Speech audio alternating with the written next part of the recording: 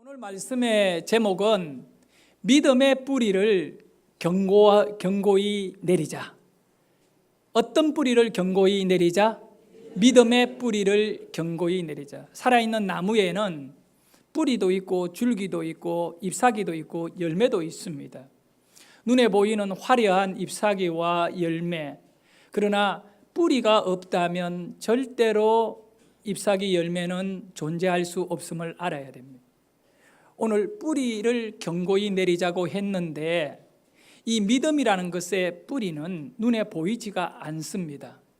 그렇기 때문에 우리가 잎사귀에 집착하고 화려함에 끌려갈 동안 우리의 뿌리들은 굉장히 연약하고 흔들리고 작은 바람에도 뽑혀가지고 넘어질 수 있는 그런 취약점을 가질 수 있기 때문에 오늘 여러분의 믿음의 본질을 좀 언급하고 그것을 여러분과 같이 새롭게 정립해 보려고 합니다. 하나님께서 우리 개개인을 다 다루시는데, 만나시는데 하나님이 여러분을 보며 무엇을 가장 중요하게 여길까? 여러분, 사람을 만날 때에도 그 사람에 대한 기본 예의가 있고 또 관심이 있잖아요. 일단 잘 꾸며야 되고 좋은 인상 보여야 되고 뭐 그런 거 있잖아요. 건강한 것이 좋잖아요. 그럼 여러분, 하나님을 만날 때 하나님이 여러분에게 무엇을 보실까? 얼마나 공부를 많이 했는가? 얼마나 체력적으로 건강한가? 얼마나 착하게 살았는가? 또 경제적으로는 제대로 안정을 취하고 있는가? 이거 보실 것 같습니까? 아닌 거잖아요. 우리가 아닌 걸 붙잡고 살아간다고요. 지금 내 미모와 상관없고 내 건강과 상관없고 내 물질과 또 지식을 가지고 하나님은 우리를 대하지 않는다라는 사실을 여러분이 알고 있음에도 여전히 우리는 그것에 집착하고 그것을 통해서 하나님의 어떤 영향력이나 나를 향한 사랑을 측정하려고 하는 어리석음이 있어요. 하나님은 여러분을 보실 때 딱 한 가지를 보십니다. 예수님이 무화과 나무 잎을 헤치면서 열매를 찾았듯이 여러분에게 찾기를 원하는 것이 있어요. 그게 뭘까? 믿음인 거예요. 여러분의 믿음을 보시고 하나님은 기뻐하시기도 하고 여러분의 믿음을 보고 하나님은 슬퍼하시기도 하고 여러분의 믿음을 보고 하나님은 하나님의 복을 주시기도 하고 여러분의 믿음을 보고 여러분에게 있는 것도 빼앗아 버리기도 하십니다. 최종적으로 우리 하나님은 믿음을 보고 천국과 지옥을 갈라 놓으십니다. 여러분의 믿음입니다. 여러분의 믿음이 뿌리를 내리되 어설프게 내리면 안 됩니다. 왜 모래 땅은 안 좋습니까? 기초를 견고히 내릴 수 없는 땅이기 때문에. 뿌리가 약하면 나무의 그 어떤 힘을 지탱할 수가 없는 거예요. 뿌리를 먼저 내려야 된다. 여러분의 믿음의 뿌리가 어떤 뿌리를 형성하고 있는가를 오늘 이 말씀을 통하여 진지하게 하나님의 말씀이 여러분에게 등이 되고 빛이 되는데 오늘 여러분의 뿌리를 환하게 비추어 가지고 약한 뿌리를 제대로 강하게 내릴 수 있는 신앙으로 하나님 앞에 가장 아름다운 자세로 여러분들이 다 세움을 받을 수 있기를 간절히 축원합니다. 사랑하는 우리 성도 여러분, 음식이라는 거 있지 않습니까? 음식을 왜 먹습니까? 살려고 먹는 겁니다. 정말 아플 적에요, 먹어라 그러면서 우리가 무슨 말을 해요? 먹어야 산다. 먹어라 이래가 자식들이나 또 제가 좀 아파 있으면 또 우리 사모는 막 먹으라고 하면 짜증스럽지요. 내가 먹기 싫은데 자꾸 먹으라고 하느냐고. 그렇지만 분명한 사실은 먹어야 살아요. 먹어야 산다니까. 한번 굶어봐요. 살 수 있는가? 시간이 지나면 못 살아요. 먹어야 살아요.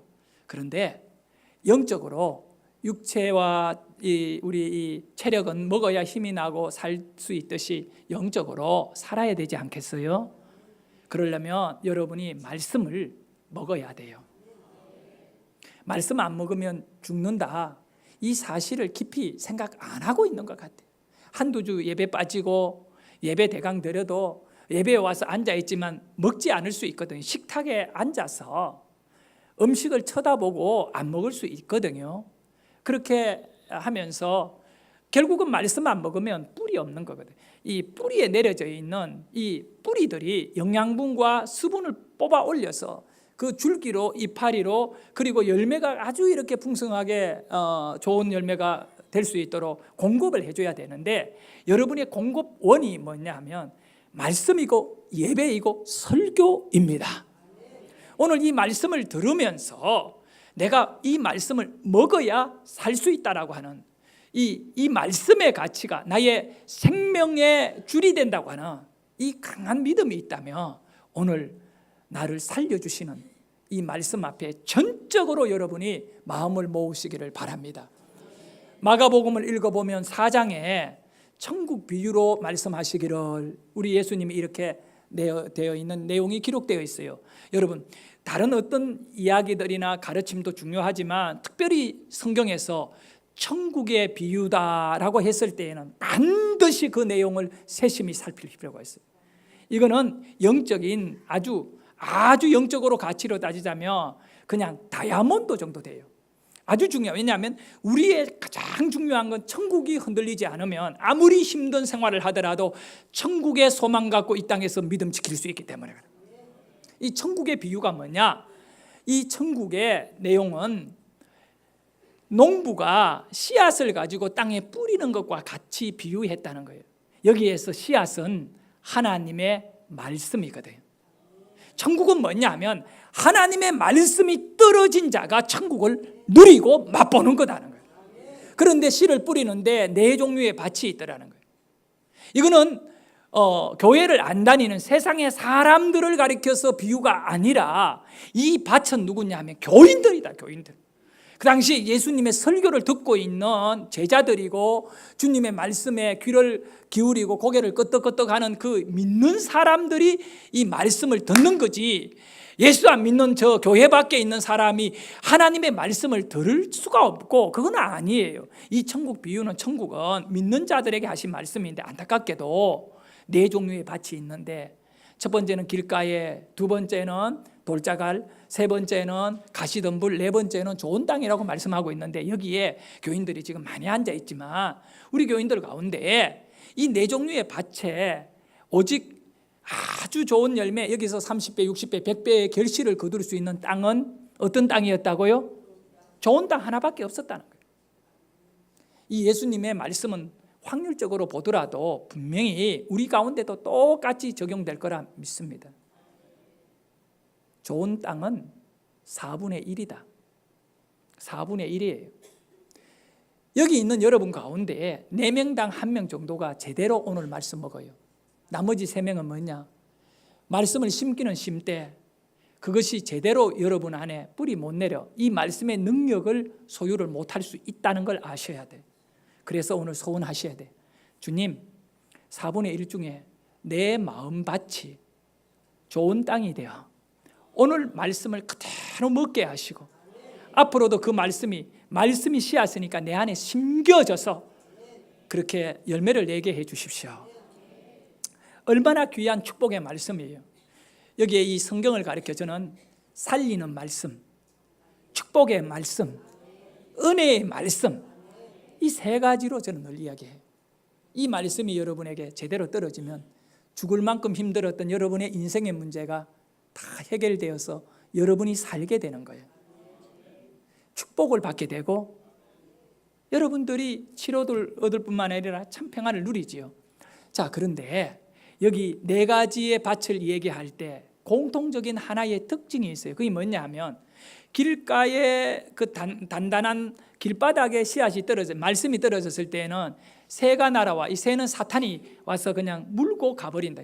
여러분이 설교가 떨어지는 순간에 이거는 아니야, 그거는 뭐 이렇게 해서 사탄이 여러분의 딱 마음밭에서 있다가 여러분이 그거를 받아들이지 못하면 바로 물고 가버린다는 거예요. 결과는 뭡니까? 새가 씨앗을 쪼아 먹어버리니까 이 씨앗이 땅에 떨어져서 뿌리를 내려야 되는데, 문제는 뿌리를 내리기도 전에 사탄이 가로채 갔다는 겁니다. 설교되어지는 하나님의 말씀이 여러분에게 뭐가 내려야 된다? 뿌리를 내려야 된다.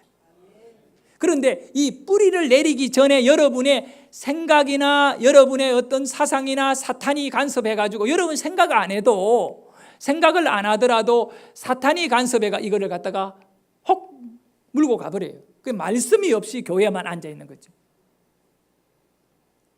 뿌리를 못 내리게 했다는 거예요, 마귀가.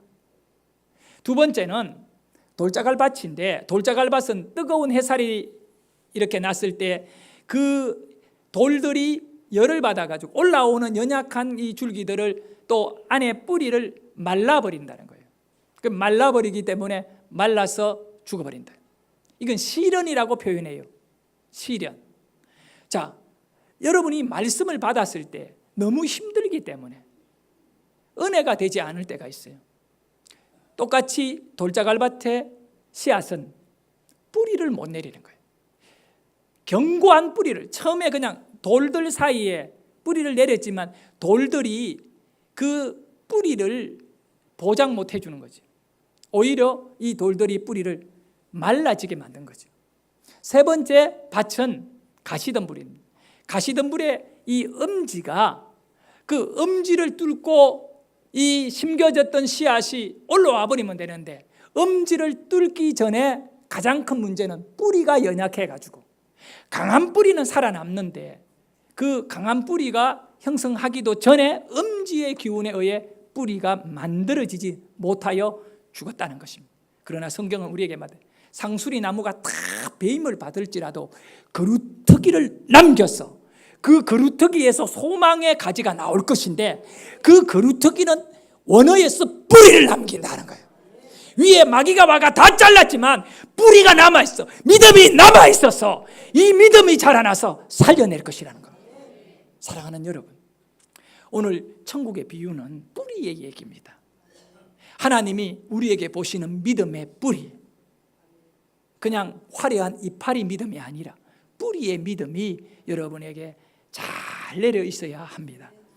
오늘 저의 설교를 잘 들으시고 은혜를 정말 받아야 돼요. 이 설교가 여러분에게 시험거리가 되지 않기를 원하는 것은, 제가 이 설교의 내용이 충분히 믿음이 약한 성도들에게는 시험거리가 될 수 있다라고 하는 것을 알고 있기 때문에 하는 말이에요. 시험 들지 말기를 바라요.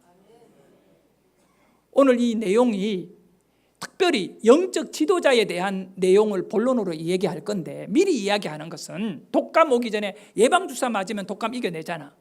그와 같이 오늘 이 설교에 목회자에 관한 이야기가 나올 수밖에 없는 것은 믿음의 뿌리의 제1관문이 뭐냐면, 이 문을 넘지 못하면 나머지 들어갈 수가 없어요. 그게 첫 번째 문이 목회자거든. 그러니 목사님 이야기네, 이렇게 해서 여러분이 시험 들면 정말 성경이 갖고 있는 이 본질적인 축복을 누리지 못하면 안 되기 때문에 그래요. 은혜를 많이 받기를 소원합니다. 중국집에 그 힘들게 부부가 짜장면 만들어 팔고 배달하고 이렇게 살아가는 가난한 중국집 사장이 있었어. 이 중국집 사장이 그 힘들게 살아가면서도 참 소망이요 보람이 있었던 것은, 하나 있는 이 아들이, 초등학교 4, 5학년 된 이 아들이 얼마나 공부를 잘하는지, 정말 어릴 때부터 중국집 테이블에 앉아가 손님이 오던 들어가던 공부만 하는 아들이 있어서, 그 사장은 짜장면 볶으면서 막 이렇게 뭡니까 이 그 짬뽕 만들면서 온몸에 짜장면 냄새를 배겨 있더라도 아들만 보면 흐뭇하게, 아이고. 그러니까 자식은, 학생은 공부를 잘할 때 부모 마음이 흡족하고, 성도는 하나님이 보실 때 믿음으로 살면 흡족하시는 거예요. 그러니까 이 아이도 뭐 공부를 워낙 좋아하고 또 부모가 좋아하니까 너무너무 열심히 공부하는데, 시험 치면 100점, 100점, 100점, 100점, 100점, 100점만 받아와요. 그런데 어느 날 시험을 치고 성적표를 받아오는데 이 아들이요, 고개를 타라매고 미고가 아니고 메고 참 이렇게 애가 풀이 팍 죽어가지고 가게 들어오면서 이상하다 하는 거야. 그러니까 왜 그랬냐고 물으니까 오늘 성적표를 봤는데 국어 시험에 딱 한 문제를 틀려서 95점이 나왔다는 거예요. 여러분 같으면 95점 잘했다. 근데 그 집의 아이는 그 한 문제 틀린 것이 자기가 정말 몰라서 틀린 것이 아니라 정답을 썼는데도 불구하고 선생님이 정답 아니다고 그렇게 빨간 표를 껐다는 거예요. 그래서 아버지가 궁금해가 그러면 네가 맞다고 정답을 썼는데 왜 틀리게? 아니대. 자기는 정확하게 정답을 썼는데 선생님이 껐대. 그 문제가 뭐니? 라고 물으니까 아빠도 한번 생각해봐. 문제는 이렇습니다. 보통보다 더 좋은 최상급은 뭐냐? 그러니까 보통보다 좋은 것이 뭔지 그거를 쓰라는 게 국어예요. 그러니까 얘가 바로 꽃배기라고 쓴 거예요. 보통보다 그 다음에 더 좋은 거는 꽃배기다. 근데 선생님은 꽃배기를 꺾은 거예요. 여러분, 보통의 최상급은 특별한입니다. 그런데 이 중국집 아들은 맨날 짜장면 꽃배기 보통 듣다 보니까 보통보다 좋은 거는 꽃배기다. 제가 오늘 여러분에게 말씀드리고 싶은 이게 특별한 설교일 수밖에 없어요. 그렇기 때문에 은혜를 받아야지. 시험 들면 안 돼요. 왜냐하면 이것이 여러분에게 축복이 되라고 특별한 설교이기 때문에. 그래서 부탁드리고 싶은 거는 꽃배기 은혜 받으시라고. 꽃배기 은혜, 끝까지 꽃배기를 주장하셔야. 옆에 분에게 말이나 한번 합시다. 오늘 꽃배기 은혜 받으세요. 꽃배기입니다. 예, 꽃배기입니다. 보통을 드시고 가도 되겠지만 기왕이면 오늘 은혜에 대해서는 여러분이 꽃배기를 받으시고 여러분의 믿음의 이 뿌리가 강하게 좀 내려졌으면 좋겠습니다. 제가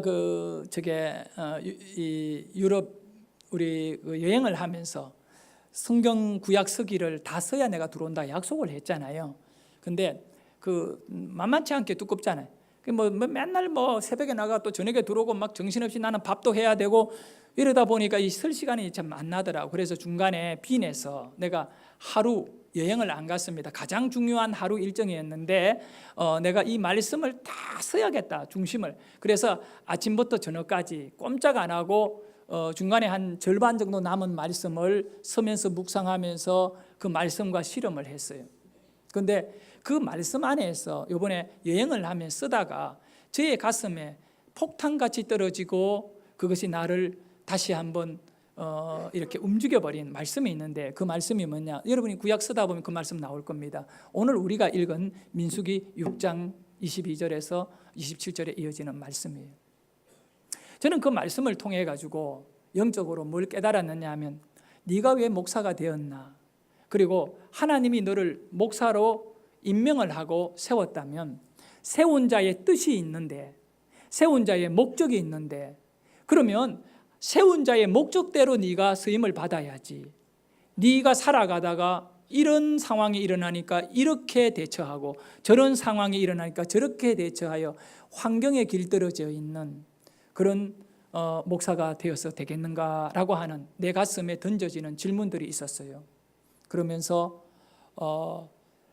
이 말씀이 저를 거울같이 쳐다보게 하고 드러나게 하면서 그러면 이제 하나님이 가지시는 그 목적을 목사인 나도 알아야 될 뿐만 아니라 성도인 우리 모든 교인들도 알아야 된다. 그래서 설교라는 것은 가르치는 거예요.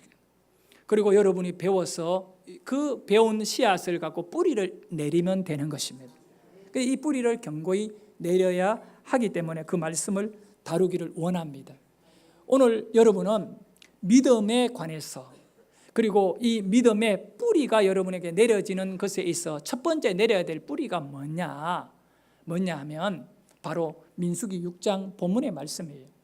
22절에 보면 여호와께서 모세에게 말씀하여 이르시되 모든 우리의 출발은 하나님의 말씀이에요. 하나님의 말씀이 설령 우리에게 죽으라면 죽고 하나님의 말씀이 살아라면 살고 하나님의 말씀이 있으라면 있고 하나님의 말씀이 길을 가라면 가면 되는 것이 우리가 하나님을 살아계신 하나님으로 인정하고 따르는 이유이기 때문에 하나님은 모세에게 민수기를 시작하며 민수기의 포문을 열면서 6장에서 뭐라고 말하느냐 하면 아론과 23절에 아론과 아론의 아들들에게 말하기를 뭐라고 말하느냐 하면 자, 우리 23절을 같이 읽습니다. 시작. 너희는 이스라엘 자손을 위하여 이렇게 축복하여 이르되 이렇게 축복해서 말해라. 도대체 아론과 아론의 아들들이 해야 될 일이 뭔가를 정확하게 민수기에서 말씀해 주고 있어요. 축복을 해라. 그냥 네 멋대로 축복하면 안 된다. 너가 멋대로 축복하면 안 된다. 이렇게 축복해라. 그 이렇게가 중요한 거예요. 여러분, 모세가 어떤 인물입니까? 정말 대단한 인물입니다. 리더십으로는 모세를 따라갈 인물은 지구상에 없습니다. 노예인 이스라엘 히브리인들을 200만 명을 끌고 광야에 풀 한 포기 곡식 하나 가축 키울 수 없는 그 광야에서 200만 명을 굶어 죽지 않도록 하고 물을 마시면서 하나님 앞에 지도자로서 바로 서서 가나안 앞에까지 딱 데려놓고 사명 다하고 느보산에서 순교한 인물이 그 죽은 인물이 바로 모세입니다.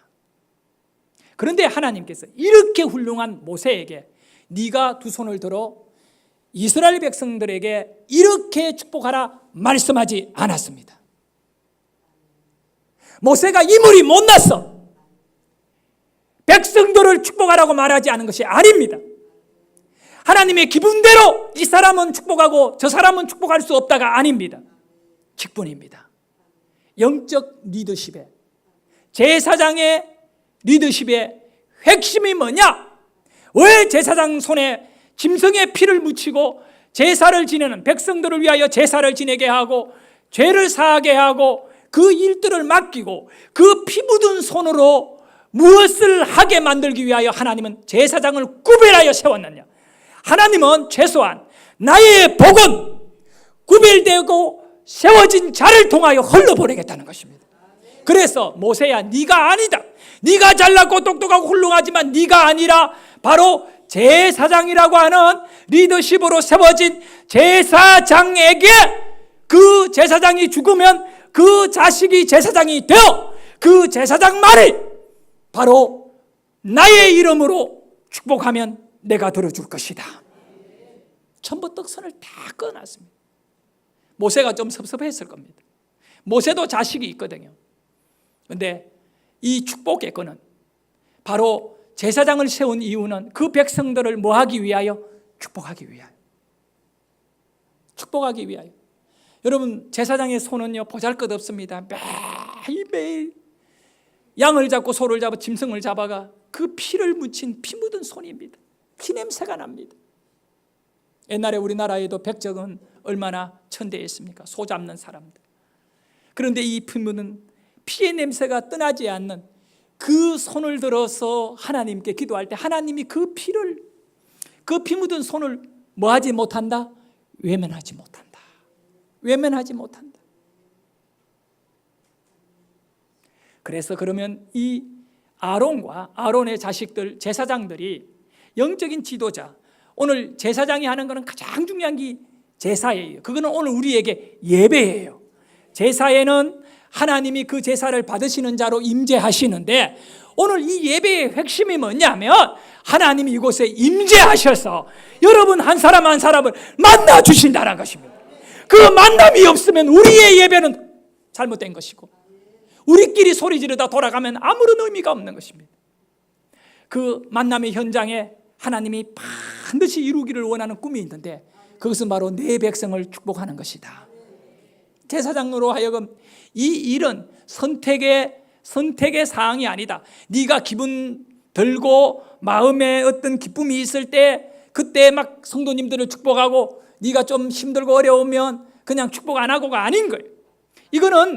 이거는 선택의 문제가 아니라 제사장들의 필수사항. 네가 나의 백성을 축복하기 싫으면 옷을 벗고 제사장 짓 하지 말라는 것입니다. 자, 어떤 축복을 했을까요? 첫 번째 20 4절을 볼까요? 여호와는 제사장이 이제 백성에게 축복하는 말씀을 모세가 아론에게 전달해 주는 거예요. 이 축복을 알아요. 여호와는 너희들에게 뭐를 주시고 복을 주시고, 하나님이 복에 거는 힘을 축복해 주라는, 복을 주시고 너를 뭐 하기를? 지키기를. 내가 인생을 살면서 가장 중요한 것이 지킴을 받는 거예요. 여러분, 오늘 건강을 지켜야죠. 믿음을 지켜야죠. 가정을 지켜야죠. 교회가 지켜져야죠.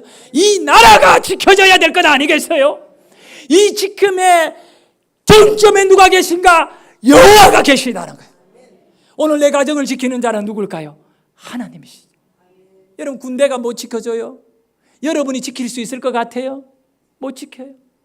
이 복을 제사장의 입술을 통하여 이루어라는 것입니다.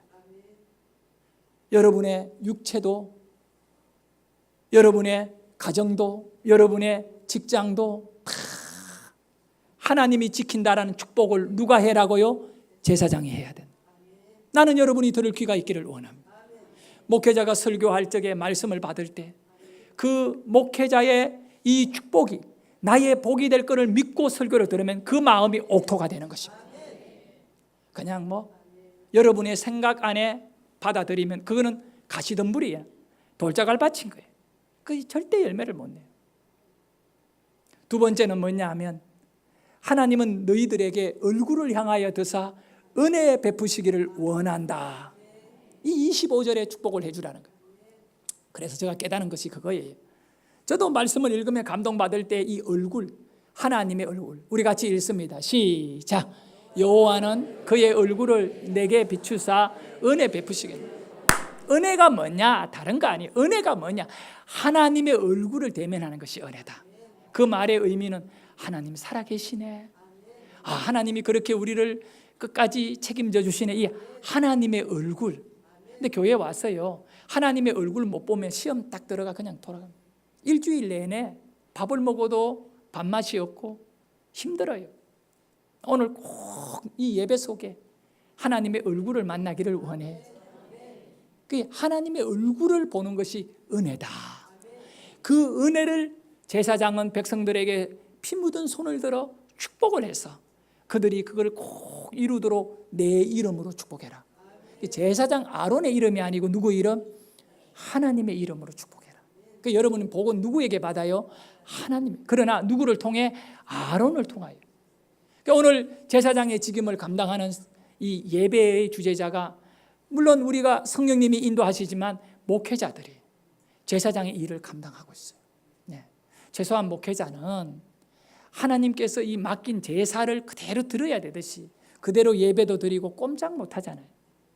그래서 이 은혜가 여러분에게 있기를 축복을 해줘야 되고, 여러분들도 알아야 될 것이, 나를 지켜주는 복이 저 목사님이 우리에게 축복할 때 이것이 축복이 되고, 목사님이 우리에게 은혜를 선포하고 이것이 내 안에 옥토로 좋은 땅으로 내가 받을 때 나에게 은혜를 주는, 하나님의 얼굴을 만나게 하는 중간의 통로가 목사라는 걸 알아야 여러분이 이 말씀을 이룰 수가 있어요. 이 말씀을 이루었다라는 건 뭐냐 하면 이 믿음의 뿌리를 여러분이 내려놓아야 되는 거예요. 그런데 만약에 시험이 들게 되면 목사가 뭐가 필요해? 이렇게 나오는 겁니다. 뭐 목사가 저 사람밖에 없어? 목사도 인간이야. 이렇게 되면 분명히 아론도 인간이고 아론의 자식도 인간이에요. 그렇지만 하나님은 그 아론과 아론의 자식인 제사장이 가져야 되는, 해야 되는 사명은 이스라엘 백성을 축복하려고 내가 너를 세운 거다는 것입니다. 그리고 오늘 이 목회는 뭐냐면 바로 성도를 축복하는 것입니다. 목사도 알아야 되고 성도도 알아야 되는 것입니다. 그건 모르면 분답은 일에만 치중하게 되는 거예요. 사람 더 모이는 것만 집중하게 되는 거예요. 그게 아니에요.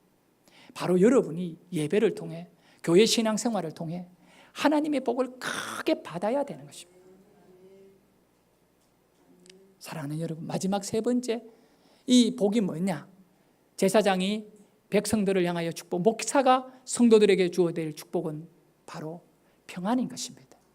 여호와는 그 얼굴을 너희에게 향하여 드사 평강 주시기를 뭐한다고? 원한다. 세 가지 복이 있어요.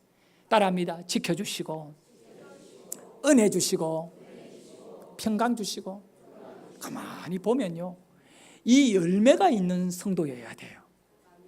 맨날 이리 공격당하고 저리 공격당하고 돈에 쫓이고 건강에 쫓이고 또 문제 터지고 막 이렇게 그거 지킴을 받지 못하는 안타까움이 있지 않기를 원해요.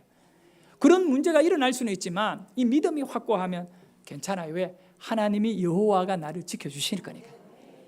이 믿음이 와야 돼요. 제가 이번에 여행을 하면서 그 시골 같이 같은 해예요. 참 감사한 건 조그마한 50명 모이는 교회에서 한 해에 신학대학원을 3명이 동시에 입학을 했어요. 우리 선배들도 있고 후배들도 있는데, 그러니까 제가 자랐던 이 교회가 참 감사한 것은 그 교회가 어느 교회보다 목회자가 많이 쏟아져 나온 교회. 영적인 뿌리. 그 원인은 어디에 있느냐 하면 그 교회에 6.25 때 엄주성이라고 하는 이 강도사님인데, 안수받기 직전에 이 강도사님이 순교를 당한 거예요. 교회에서 다 피난 갈 때 마지막 교회에 엎드려가 기도하면서 기도하다가 잡혀가가지고 인민군들이 너 예수만 안 믿으면 살려준다 할 때 인민군에게 당신도 예수 믿으시라고 이렇게 하다가 그 앞에 칼을 갖고 36번인가 8번을 찔려가지고 난도질을 당해 죽은 분이에요. 제가 주일학교 다닐 때 늘 하는 말이 뭐냐면, 선생님들이 성경 공부는 5분 하고 성경 덮어버리고 하는 말이 6.25 때 우리 교회 이 얘기만 수십 번을 들었어요. 나는 다윗이 뭐 했는지는 몰라. 돌 던진 것밖에 기억 없고 요셉이 그냥 굴에 들어가서 종으로 이 제수가 됐다는 기억밖에 없고 주일학교를 다녔음에 불구하고 기억 남는 거는 엄유성 강도사님이 눈반 내리는 겨울에 인민군이 들어왔을 때 이 얘기는 아주 막 그냥 외우다시피, 왜? 그분들이 그것이 참 자기 바로 앞에 자기네들의 세대에서 경험했던 인물이거든요. 그러면 너희들이 앞으로 자라나서 도회지로 나가면 신앙생활 똑바로 해. 순교자가 나온 교회에서 신앙생활이 부끄럽지 않게 이 말이 귀에 담 똑바로 하려고 몸부림치다 보니 목사 돼본 거예요. 한두 명이 아니에요. 사랑하는 여러분, 같이 그해 신학교 간 그 목사님이 간증을 하나 해줘요. 이 간증에 큰 은혜를 내가 받고, 이 민수기 말씀을 통해 은혜를 받은 데다가 그 간증이 또 내 마음에 맞아 떨어지는데, 남양주에 가면 영광교회라고 있는데, 그 같은 아마 노회인지 그럴 거예요. 영광교회에 오래전에 교회 건축을 하기 위해 건축 헌금을 작정하게 됐어요. 이 성도님들이 그 당시에 그 시골 교회 성도가 얼마나 많겠습니까마는 다 기도하면서 몇 주간을 기도하면서 각자의 가정의 행편대로 감동된 대로 성령의 인도를 따라 시험에 들지 말고 어느 한 주일에 헌금 시간에 다 작정서에다가 헌금 액수를 적어냈는데, 그거를 이제 따로 이렇게 모아가지고 목사님이 이제 일단 강단에서 그거를 보고 중간에 하나 읽다가 깜짝 놀란 거예요. 어떤 한 교인이 있는데 가난한 부부예요. 집사님 부부인데 절대로 이 헌금을 할 수 없는 액수를 적어냈는데, 그 당시에 아파트 몇 채 값이죠? 1억을 적은 거예요. 지금 돈 가치하고 차이가 많이 날 때예요. 1억을 적었는데 목사님이 볼 때 부자이고 형편이 되면야 뭐 괜찮은데, 그분은 전혀 그럴 뿐이에요. 다 팔아도 1억이 안 되는 거예요. 근데 뭐 하시느냐 하면 이 엿장수를 하는데 박서주호가 팔고 하는, 여러분 고무를 한다고 해가지고 그분들이 뭐 수익이 변변치 않잖아요. 그런데 그 목사님이 알고 교인들이 다 아는데 1억 원을 딱 적어내가지고 목사님이 보고 너무 감동을 받아가 은혜를 받아가 눈물이 핑 도는 거예요. 저분이 1억 원을 냈으니까. 그래서 이분이 좀 기분 파인가 봐요. 저하고 비슷한 것 같아. 그래서 그 자리에서 막 이 기쁨을, 이 감동을 주체 못하고 우리 어느 집사님이 1억 원을 작정했는데 저 믿음이 복이 되기를 원한다고, 그러고는 성도님들에게 이 하나님께 영광을 돌려 박수 팍 친 거예요. 교인들이 깜짝 놀라, 그 집사가 1억 막 그래가지고 막 다들 막 집사님 갑자기 그 소리 들자 거의 쓰러질 뻔했는데 얼굴이 하얘지고 앉아있어요. 예배 마치자 말자 막 정신없이 이 집사람 집으로 도망가. 사람들이 아이고 집사님 1억 원 그러고 막, 그러니까 집에 와가지고 걱정이 되는 거예요. 부인이 남편에게 첫 번째 말, 당신 분명히 오늘 100만 원 적는다고 했지 않냐고. 근데 왜 1억을 적었어?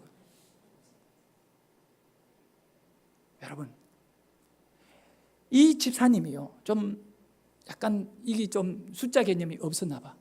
평상시에 뭐 100만 원을 만져본 적이 없는지 100만 원이 동그라미 몇 개인지를 정확하게 잘 몰랐나 봐요. 짝대기를 하나 긋고 점을 찍고 동그라미를 치다 보니까 뭐 동그라미는 그건 별거 없잖아요. 동그라미잖아요. 자기가 100만 원이라고 동그라미를 쳤는데 2개를 모르고 더 쳤어요. 사실 1개만 더 쳐도 1000만 원까지는 어떻게 감당하면 되잖아. 그런데 감당이 불가능한 1억까지 치니까 집에 와가 잠도 못 자는 거야. 밤새도록 끙끙 앓고, 부인은 또 뭐 하려고 당신이 동그라미를 잘못 쳐가 1억을 적어내가지고 이렇게 힘들게 하느냐 그러니까. 그리고 이 부부가 밤새도록 고민하다가 부인이 남편에게 딱 한마디, 여보, 당신이 분명히 100만 원이라고 쳤으니까 그러면 교회에 가서 목사님에게 나 100만 원 해소야 하면 바꿔주지 않겠는가? 라고 말하지 않고, 당신이 분명히 100만 원이라고 쳤는데 1억을 했는데 그것도 하나님이 당신의 육체의 눈을 가리고 당신을 크게 축복하려고 전 재산을 다 드리도록 1억을 쓰게 했는데 성령의 간섭인데 그대로 받자. 이게 우리에게 준, 우리 믿음에 감당할 수 없는 하나님의 방법으로 우리를 몰아가시는 걸 아멘으로 받고, 목사님 원망할 것 하나도 없어. 당신 목사님을 세우고 박수 쳤다고 원망하는데, 원망할 거 하나 없는 거는 당신이 1억을 적어냈잖아. 성령의 목사를 감동했으니까 우리 그 믿음대로 가자. 그래서 새벽에 일어나서 하나님께 기도하면서 새벽 예배 나와가 이 집사님 눈물을 뻥, 내게 더 있었으면 드리겠는데 없었어. 하나님, 그런데 내가 1억을 적었으니 내가 감당하겠습니다. 내가 감당하냐. 싹 다 팔아가 다 내고 다 감당해버려. 할 것이 없어요 이제. 참 대단하죠. 그런데 누가 이야기했어요. 이 집사님, 그거 뭐 새로운 거 한번 해봐라. 그 뭐 하면 됩니까? 자동차에 범퍼 나오는 그 폐기 처분이 안 되는데 그거를 갖고 와가 부숴가지고 플라스틱 원료로 어디에 뭐 이런 공급하면 뭐 고무다라이를 만든가 뭐. 근데 이거 사실 고무다라이 원료가 안 돼요. 자동차는 딱딱한 플라스틱. 해봐라 이래가. 그 사람이 뭐 작은 일가라면 어디 소개했는지 그렇게 해서 조그만하게 남의 땅을 빌리고 집을 빌려가지고 자동차 범퍼를 부수는 기계를 또 어디가 뭐 처음으로 우리나라의 최초로 이거를 이 부수는 거를 또 어떻게 뭐 다른 걸 기계를 만들어가 해놓고 막 때려가 부수고 하는 거를 자르고 하는 거를 해서 그 생산해서 이걸 팔아야 되는데 마땅히 팔릴 데가 없는 거예요. 그런데 그때 하나님이 기다렸던 듯이 딱 환경법에 의해가 자동차 범퍼를 생산하는 공장은 반드시 어떤 일이 있어도 20%의 재활용 재료를 써야만이 되고, 안 쓰면 어떻게 되느냐? 환경부담금을 내면 됩니다. 근데 환경부담금이 너무 크기 때문에 그러면 제대로 이윤을 맞출 수가 없대요. 그래서 회사들이 비상에 걸려가 전국에 자동차 범퍼를 분쇄해서 공급하는 회사가 있나 찾아보니까 남양주에 있는데 가게를 콧구멍만한 거 만들어 놓고 부수고 있는데 이 큰 회사들이 일단 원천 기술 이걸 해본 데가 없으니까 와가 딱 보니까 잘게 부숴 이걸 녹화가 할 가능성이 있거든. 그래서 이분에게 물어요. 당신이 어마어마한 양을 부수느냐? 근데 이분이 또 약간 숫자 개념이 없어 부수는다 그런 거예요. 그러고 막 그날부터 막 공장 정설을 하고 이렇게 해가지고 전국에 이 범퍼 회사가 한두 개가 아닌데 이 모든 회사 독점을 하게 되는데 우리나라에는 유일한 출발이었대요. 그래서 이분이 지금은 어마어마한 재벌이 됐어요. 숫자 개념도 없는 분이에요. 그리고 본인이 깨달은 거예요. 아, 하나님은 내가 목회자의 말에 시험들 100%의 환경이었지만 성령의 간섭이라 감당하고 받아들였더니 나를 상상할 수 없는 자리에 올리시고 일하게 하시니, 그래가 이분이요, 목사님 간증이 뭐라고 이야기하냐, 목사님 그게 다가 아니야. 시골의 약한 교회들 수리해야 되고 건축하는데 힘든 교회들을 이분이 얼마나 헌금을 많이 했는지 이루 헤아릴 수 없대요. 사랑하는 여러분, 충분히 제가 볼 때 우리 교인들이었다면 뒤에 쓰임이 들 분도 있지 않겠나 생각해요. 그런데 이분이 성령님의 간섭이고, 목사는 그래도 하나님의 종인데 나는 100만 원인데 1억이면 100배거든요. 맞지요? 감당할 수 없는 100배라고 불렀지만 목사님의 말이기 때문에 나는 순종하겠노라고 감당하니까 그분은요 10,000배가 뭐 10,000배예요. 10,000배도 더 되게 이분을 물질적으로는 보상해주고 믿음으로 보상해가지고 지금은 장로님이 되셔가지고 부인은 권사님이 되셔서 얼마나 하나님께 충성하는지 몰라요. 제가요 여러분이 잘 아는 성경 구절 하나 소개하려고 해요. 그 성경 구절은 뭐냐면 바울이라는 인물이 갈라디아서 6장 7절에 아주 우리가 익숙한 말씀을 하셨어요. 스스로 속이지 말라. 우리는 스스로 속이고 살고 있는데 이 스스로 속이지 말라는 이 말은 은혜 받는 척 하지 말고 목사님 존경하는 척 하지 마라. 목사님 따르는 척 하지 마라. 목숨 내놓고 목사님 따라간다 말했던 그들이 다 무너지고요. 그렇게 말하지 마라. 그러면 하는 말이 하나님은 없임이 여김을 받지. 네가 그렇게 스스로 속이고 은혜 받는 척 하지만 하나님 다 안다. 오늘 이 시간에 여러분 치료받아야 돼. 가식적인 위선적인 우리의 믿음을 갖고 슬거들었다면 이제 그거 무너져요. 그게 얄팍한 나의 자존심이었잖아요. 나의 지식이고 나의 판단. 그것이 무너져야 뿌리를 내려요. 스스로 속이지 마세요. 업신여기지 마라. 사람이 무엇으로 심든지 그대로 거두리라. 뭘 심고 사느냐 우리가. 순종을 심느냐고요. 하나님 그대로 믿습니다. 왜냐하면 제사장의 말은 나에게 축복이기 때문에 나를 지킨다는 말을 내가 믿습니다. 하나님이 내 앞에 얼굴을 보인다는 사실을 내가 믿습니다. 나에게 평강 주신다는 사실을 믿습니다. 그렇게 달려가야 된다고. 그런데 마귀는요 여러분 은혜 받고 축복받는 걸 못 견디는 거예요. 그래서 여러분의 생각을 가지고 장난치는 거예요. 그런데 이 말씀이 한번 따라할까요? 사람이 무엇으로 심든지 그대로 거두리라. 뭐를 심었느냐 말입니다. 어떤 것을 심고 있느냐? 하나님의 말씀을 심었느냐 말이에요. 하나님 앞에 제대로 내 믿음을 심고 있나 심어야 돼요. 그대로 거두게 되는 줄 믿으시기를 바라요. 남양주의 그 집사님이 감당할 수 없는 믿음이었지만 그냥 심어보자고 신뢰하고 심었더니 지금 우리가 상상할 수 없는 세상의 성공을 이루고 있잖아. 내가 성공의 그 목적은 아니에요. 하지만 이걸 그런데 이 말씀을 제가 접하면서요 뭘 깨달으냐? 이 스스로 속이지 마라. 이 말씀이 어디서 나온 겁니까? 바울이 무슨 얘기하려고 이 말씀한 거예요? 사람이 무엇으로 심든지 그대로 거둔다. 뭘 심으라고? 누구에게 심으라고? 어떤 말에 귀를 기울이고 심으라고 이 말을 했느냐고 볼 때 깜짝 놀란 것을 내가 발견했어요. 이것은 바로 목사에게 심으라. 6절에 요절 앞에 6절에 보세요. 바울이 이렇게 말해요. 가르침을 받은 자는 말씀을 가르치는 자와 모든 좋은 것을 함께 하라. 그리고 스스로 속이지 마라. 너가 그 말씀을 가르치는 목사와 좋은 거 함께 하는 척하면서 속이지 말고 진짜로 함께 해라. 진짜로 함께 해라. 네가 심은 대로 거둘 것이다. 이제 오늘부터 나 욕할 사람 없어질 것 같아. 그래도 아닌 거예요. 마귀는 다 달라붙어가. 내가 뭐 욕 얻어먹기 싫어가 그런 얘기는 아니에요. 나는 여러분들이 진짜 믿음의 뿌리를 내려 복을 받기를 원해요. 그런데 여러분 제가 이 목회를 하면서 돌아볼 때 지나온 세월 속에 저 때문에 시험 들고 내가 부족하니까 시험도 들고 힘든 성도들 있겠지요. 그분들이 다 공통점이 하나가 있어요. 목사인 나와 관계가 깨어지면 신앙이 무너지더라는 거예요. 하나님의 복은 둘째치고 신앙이 고통이 돼요. 그래서 내가 깨달은 거예요. 아, 목사인 나도 성도들을 축복해야 될 사명을 갖고 있으면 축복 못하면 직무유기니까 직무유기를 하면 하나님이 가만히 두지를 않는다는 거예요. 그래서 내가 이제 축복해야겠다.